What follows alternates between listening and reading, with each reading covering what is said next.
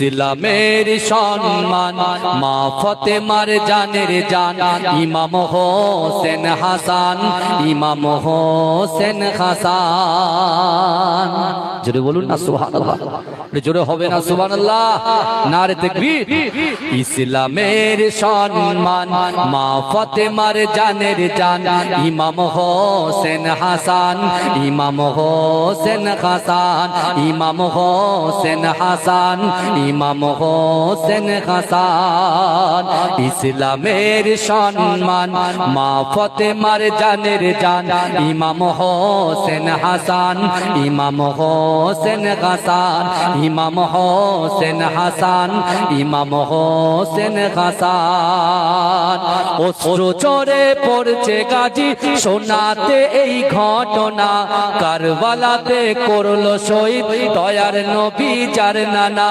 দয়ার নবীর চোখের মনি ছিল নবীর জানের জান ইমাম হোসেন হাসান ইমাম হোসেন হাসান। ইসলামের সম্মান ইসলামের সম্মান মা ফাতেমার জানের জান ইমাম হোসেন হাসান ইমাম হোসেন হাসান। জান্নাতে পোশাক ছিল দুই ভাইয়ের নীলার লাল, বিষের জ্বালাই নীল হাসান হোসেন রক্তে হলো লাল। হক বাতিলের করতে ফারাক দিনের তরে কোরবান ইমাম হোসেন হাসান ইমাম হোসেন হাসান ইমাম হোসেন হাসান ইমাম হোসেন হাসান। জান্নাতের পোশাক ছিল দুই ভাইয়ের নীলার লাল, বিষের জ্বালাই নীল হাসান হোসেন রক্তে হলো লাল। হক বাতিলের করতে ফারাক দিনের তরে হয় কোরবান ইমাম হোসেন হাসান ইমাম হোসেন হাসান। ইসলামের সম্মান ইসলামের সম্মান মা ফাতেমার জানের জান ইমাম হোসেন হাসান ইমাম হোসেন হাসান। হাদিস পাক খুলে দেখ জান্নাতে যাদের নাম জুড়ে আছে প্রিয় নবীর নাম। আমিও চাই সঙ্গী হতে হকের পথে দিয়ে যান ইমাম হোসেন হাসান ইমাম হোসেন হাসান ইমাম হোসেন হাসান ইমাম হোসেন হাসান।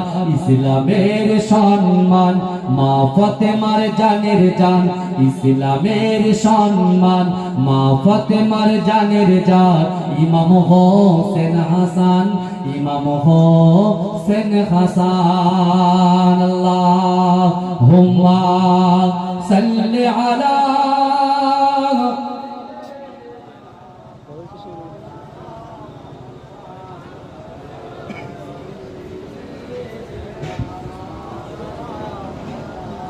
আমার বাবাজিরা ভাই, যে কথা আমি আপনাদেরকে বলছিলাম, বিশ্ব নবী রাসূল সাল্লাল্লাহু আলাইহি ওয়াসাল্লামের নওয়াসা ইমাম হুসাইন কারবালা প্রান্তরে তিনি ইয়াজিদ। কিন্তু আমরা দুনিয়ার জমিনে যখন কোন কবরস্থানে পৌঁছাই, আমরা কিন্তু নিজেরা নিজেদের মোবাইলটা বার করে টাইমটা দেখি কি দেখি না, কথা বলে। এখন আমি আপনাদেরকে প্রশ্ন করি, কবরস্থান কি মোবাইলে টাইম দেখার দরকার? বলেন, কথা বলে। টাইম দেখার জায়গা কবরস্থান, কথা বলে।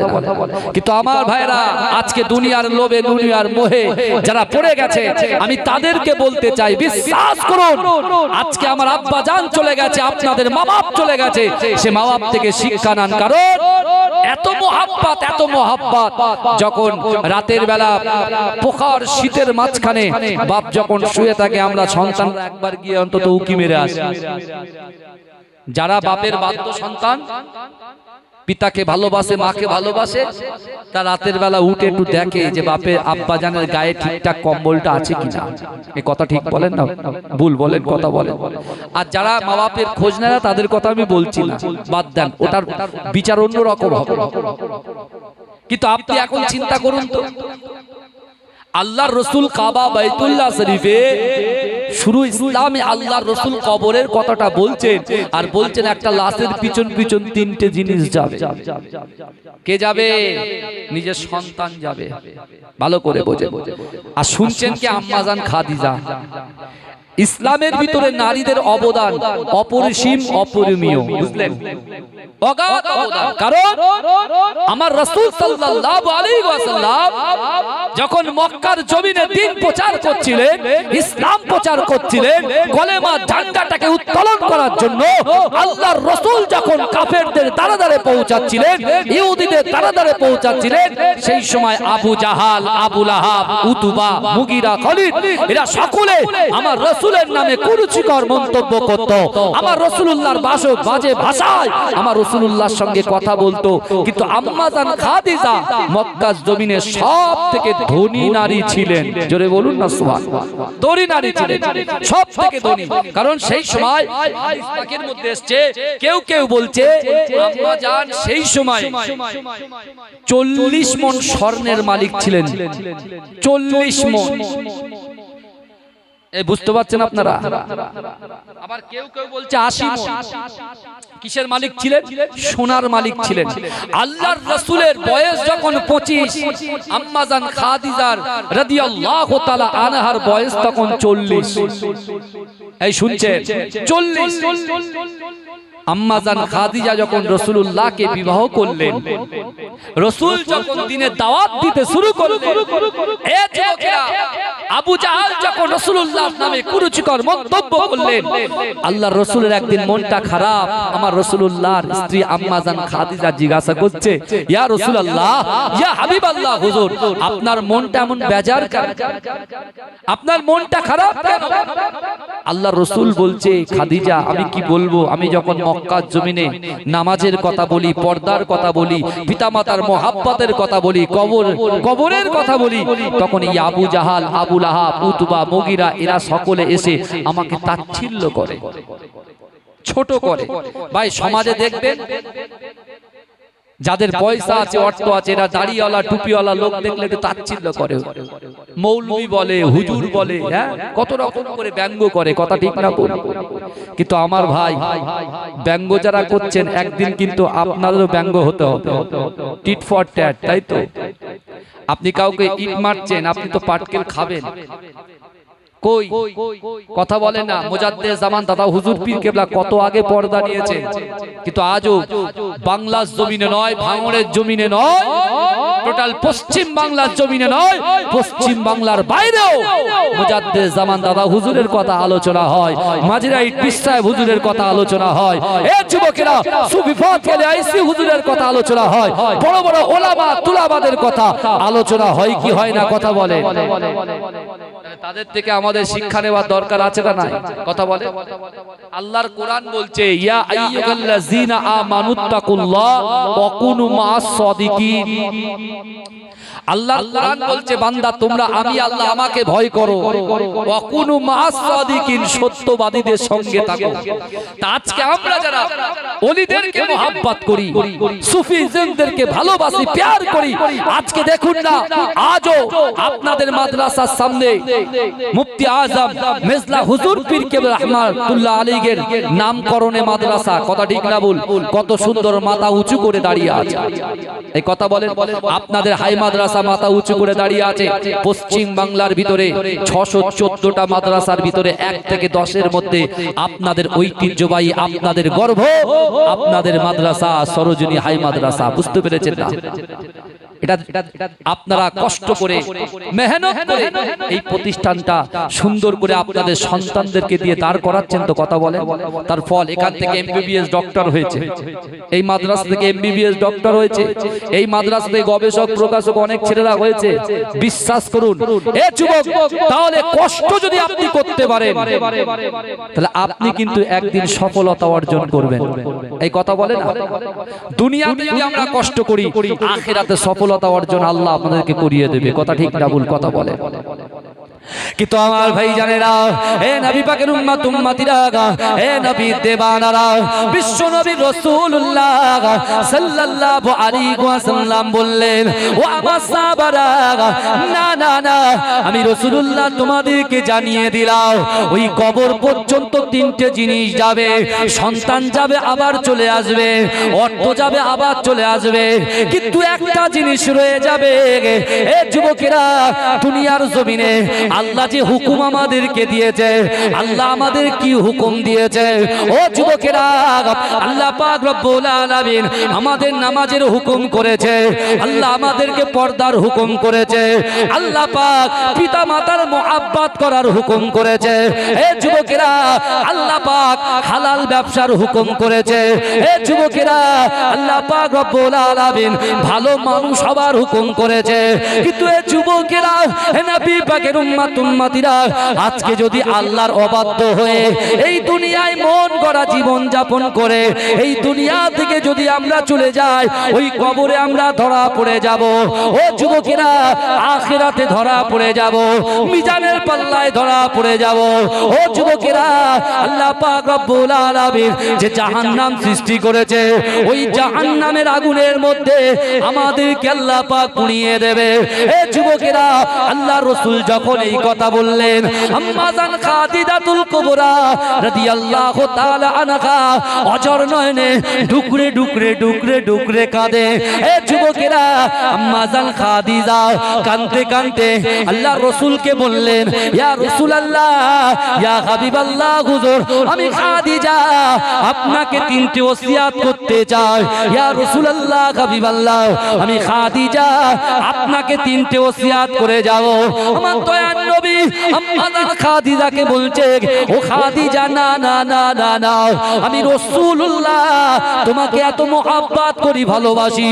ও খাদিজা, শোনো শোনো, আমি রাসূলুল্লাহ আমি তোমার উপরে খুশি, আর আমি তোমার উপরে খুশি হওয়ার জন্য আমার আল্লাহ পাক তোমার উপরে খুশি হয়ে গেছে।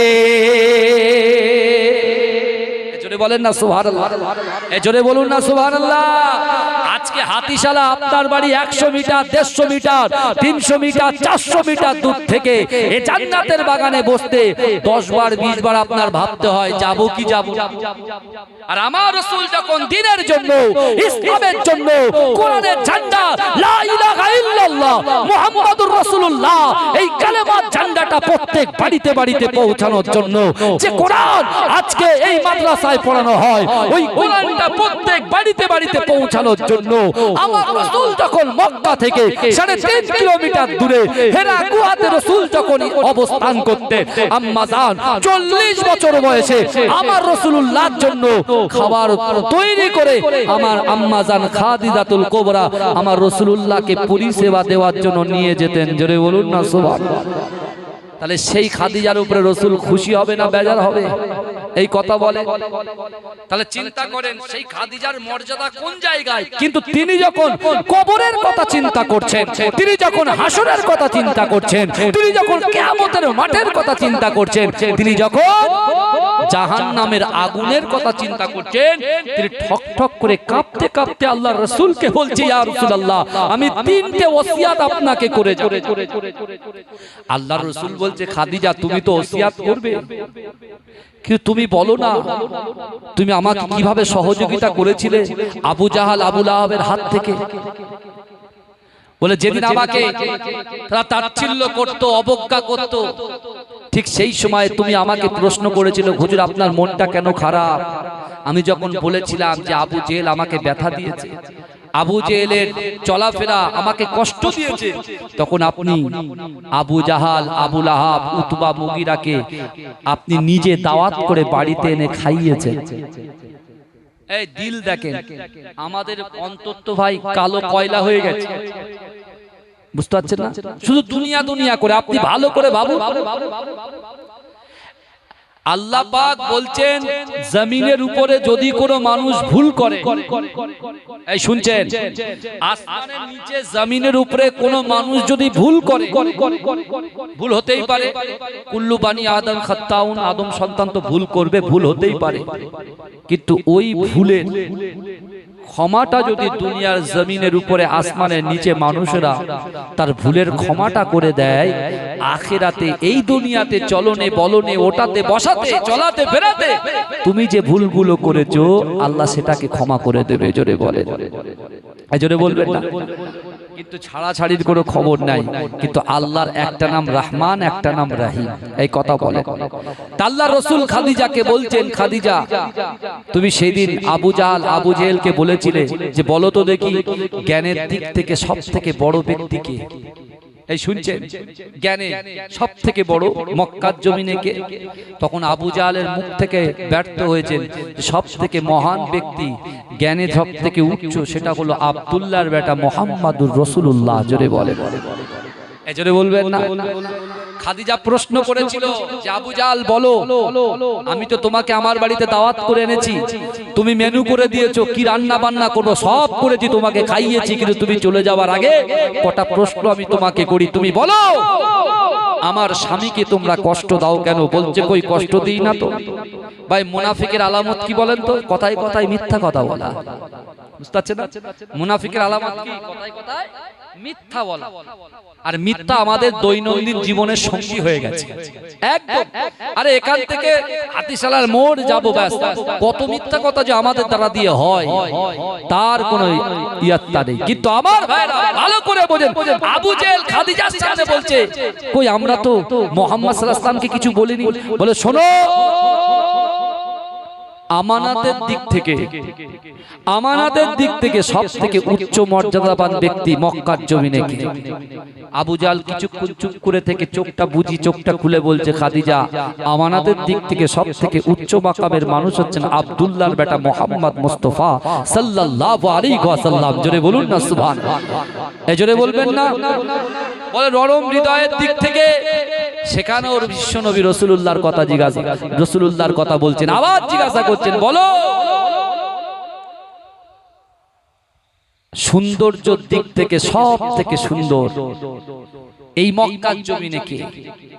সেই সময় আবু জাহল নিজেই বলছেন যে সৌন্দর্যের দিক থেকে সব থেকে অতি সুন্দর, অতীব সুন্দর, অতীব সুন্দর, অতীব সুন্দর আব্দুল্লাহর বেটা মুহাম্মাদুর রাসূলুল্লাহ সাল্লাল্লাহু আলাইহি ওয়াসাল্লাম। জোরে বলেন, এজোরে বলবেন না? এই চিৎকার দিয়ে হবে না সুবহানাল্লাহ? নারে তাকবীর, নারে তাকবীর। হাতিশালা গ্রামবাসী বৃন্দ, হাতিশালা যুবক বৃন্দ, তলিবুল ইলম ভাইরা বলুন জিন্দাবাদ, নারে তাকবীর। ওলামায়ে হযরতগণ বলুন জিন্দাবাদ, দাতাগণ বলুন জিন্দাবাদ, নারে তাকবীর।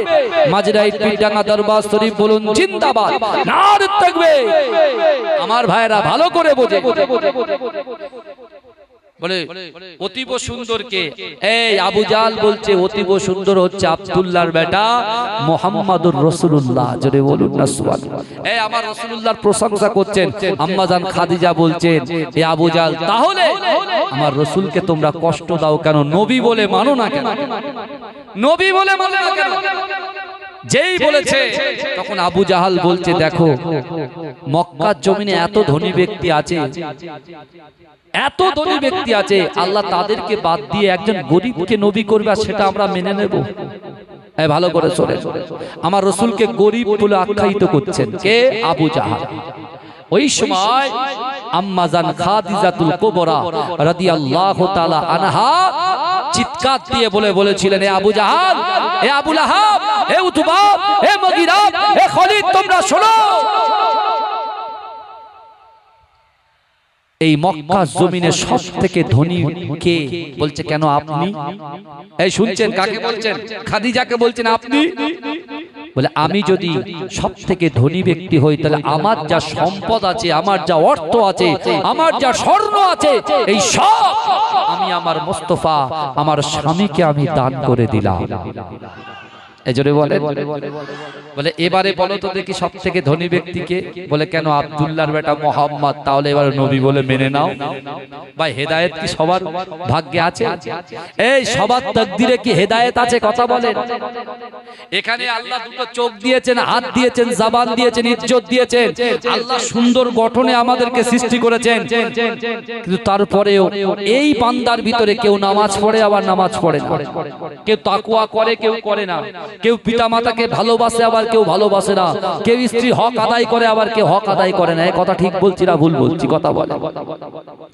কিন্তু আমার ভাই জানেরা, হে নবী পাকের উম্মত উম্মতিরা, হে নবী দেবানারা, আম্মা জান খাদিজাতুল কুবরা রাদিয়াল্লাহু তাআলা আনহা এত কিছু ইসলামের জন্য করার পরেও তারপরে বিশ্ব নবী রাসূলুল্লাহ সাল্লাল্লাহু আলাইহি ওয়াসাল্লামের সম্মুখে কাবা বাইতুল্লাহ শরীফে কাঁদতে কাঁদতে বলেছিলেন, ইয়া রাসূলুল্লাহ হাবিবাল্লাহ, আমি আপনাকে তিনটি ওসিয়াত করে যাই, আমি মৃত্যুর পরে ইয়া রাসূলুল্লাহ হাবিবাল্লাহ, আমি যখন মৃত্যুবরণ করব, আমি যখন ইন্তেকাল করব, ইয়া রাসূলুল্লাহ হাবিবাল্লাহ, আমার কাফনটা দুনিয়ার কোন বাজার থেকে আপনি খরিদ করবেন না। এ যুবকেরা, হে নবী পাকের উম্মত উম্মতিরা, আম্মা জান খাদিজাতুল কুবরা বললেন, ইয়া রাসূলুল্লাহ হাবিবাল্লাহ, আমার কাফনটা আপনি দুনিয়ার কোন বাজার থেকে কিনবেন না। ইয়া রাসূলুল্লাহ হাবিবাল্লাহ, আমি যখন ইন্তেকাল করব, আমার কাফন হিসাবে আপনার গায়ের একটা জুব্বা আমি খাদিজার গায়ে পরিয়ে দিয়ে আমাকে আপনি দাফন করে দেবে। এ যুবকেরা ও আমার আম্মা জান বোনেরা, না না না, আম্মা জান খাদিজাতুল কুবরা আবার বললেন, ও আমার হাবিবুল্লাহ, ও আমার স্বামী, আপনি শোনেন, আমি যখন ইন্তেকাল করব, আমার লাশটা আপনার হস্ত মোবারক, আপনার হাত মোবারক দিয়ে আমার লাশটাকে আপনি নিজের হাতে করে ওই কবরে আপনি শায়িত করে দেবেন। ও আমার হাবিবুল্লাহ, ও আমার স্বামী, আপনি শোনেন, আমাকে যখন আপনি দাফন করে দেবেন, না না না, একটু আগে আপনার মুখ দিয়ে শুনেছি মৃত্যুবরণ করার পরে মিনহা খলাকনাকুম ওয়া ফিহা নুঈদুকুম ওয়া মিনহা নুখরিজুকুম তারাতান উখরা বলে তিন মুঠো মাটি যখন দেওয়া হয়ে যাবে, সন্তান কাজে আসবে না, কেউ কাজে আসবে না, না না না, নিজের ভাই কবর ছেড়ে চলে আসবে, স্বামী কবর ছেড়ে চলে আসবে, সন্তান কবর ছেড়ে চলে আসবে, বন্ধু কবর থেকে চলে আসবে। ইয়া রাসূলুল্লাহ হাবিবাল্লাহ, কবর থেকে ছাড়ার পরে মুনকার নাকির এসে তিনটে সওয়াল করবে, ইয়া রাসূলুল্লাহ, ইয়া হাবিবাল্লাহ, হুজুর, আমি খাদিজা যখন ইন্তেকাল করব, আমাকে যখন দাফন করে দেবে, আমারও তো কবরে সওয়াল জবাবটা হবে। ইয়া রাসূলুল্লাহ হাবিবাল্লাহ, আপনি আমার দাফন করার পরে কবর থেকে ফিরে আসবেন না, কবর থেকে চলে আসবেন না, আপনি আমার কবরের সওয়ালের জবাবটা আপনার নিজের মুখ দিয়ে, আনসারটা দিয়ে, উত্তরটা দিয়ে, তারপরে আমার কবরটা ছেড়ে যাবে। এজরে বলে, এই কবরের কথা কে চিন্তা করছে? বিশ্বাস করেন, এখনো সামনেই বলছি, মিথ্যে কথা বলার তো কোনো জায়গা নেই। বাপের কবর পাশে আছে, ভুলে গেছি যে বাপের কবর এখানে আছে। এত ব্যস্ততা দুনিয়া, এত ব্যস্ত আমাদের, এ কথা বলে না কেন? এত ব্যস্ত আমরা, কিসে ব্যস্ত? অর্থ সম্পদের লোভে ব্যস্ত। কিন্তু ভাইজান, আল্লাহ পাক রব্বুল আলামিন বলছে, বান্দা, আমি তো তোমাদেরকে এত ভালোবাসি, এত প্যার করি, এত ইজ্জত দিয়ে, এত সম্মান আমি আল্লাহ তোমাদেরকে দিয়েছি, তোমাদের সম্পদ দিয়েছি, ইজ্জত দিয়েছি, সম্মান দিয়েছি, আমি আল্লাহ তোমাদেরকে এক জায়গা থেকে আরেক জায়গায় স্থান পরিবর্তন করার ক্ষমতা দিয়েছি। বান্দা, আমার নিয়ামত তোমরা ভক্ষণ করছো, তুমি কি মনে করছো সারের পাওয়ারে সবজি বাড়ে? এই কথা বলে, মেডিসিনের পাওয়ারে মানুষের রোগ ভালো হয়, এটাই আমরা ভাবছি, তাই না? আপনি ইনকাম করছেন, টাকা আপনার ব্যাংক ব্যালেন্স আছে, আপনার ভান্ডারে আছে, আপনার বাড়ির বক্সে আছে, টাকাটা আসছে কি করে? আপনি দুই পায়ে হেঁটে জায়গায় যাচ্ছেন, তো এই জায়গায় যাওয়ার ক্ষমতাটা কে দিচ্ছে? এই কথা বলে না, কে দিচ্ছে? আল্লাহ দিচ্ছে। তাহলে আল্লাহ যদি বলে কুন হও ফায়াকুন, সঙ্গে সঙ্গে হয়ে যায় কি যায় না? আমার আল্লাহর শক্তি বিরাজ করে কি করে না? সারা বিশ্বের জমিনে আমার আল্লাহ পাক 1 মিনিটে সাইজ করতে পারে। এই যুবকেরা বিশ্বাস করো, এই কুল কায়নাত যা দেখতে পাচ্ছি আজকে দুনিয়া রাজা বাদশা আমির হয়ে তারা বড় বড় কথা যারা বলছে, বিশ্বাস করেন আমার আল্লাহ যদি ইচ্ছা করেন 1 সেকেন্ডে মুখটা বন্ধ করে দিতে পারে কি পারে না? কথা বলা। কিন্তু যাদের ঈমান দুর্বল তারা সবটাই মেনে নেবে, হ্যাঁ হুজুর, জি হুজুর, হ্যাঁ হুজুর, জি হুজুর। বুঝতে পারছেন না? আর যাদের ভিতরে কবরের ভয় থাকবে, যেটা ভুল তা সেটা ভুল, যেটা ঠিক তো সেটা ঠিক। বুঝতে পারছেন না? ইল্লাল্লাযিনা আমানু ওয়া আমিলুস সলিহাতি ওয়া তাওয়াসাউ বিল হক ওয়া তাওয়াসাউ বিস সাবর।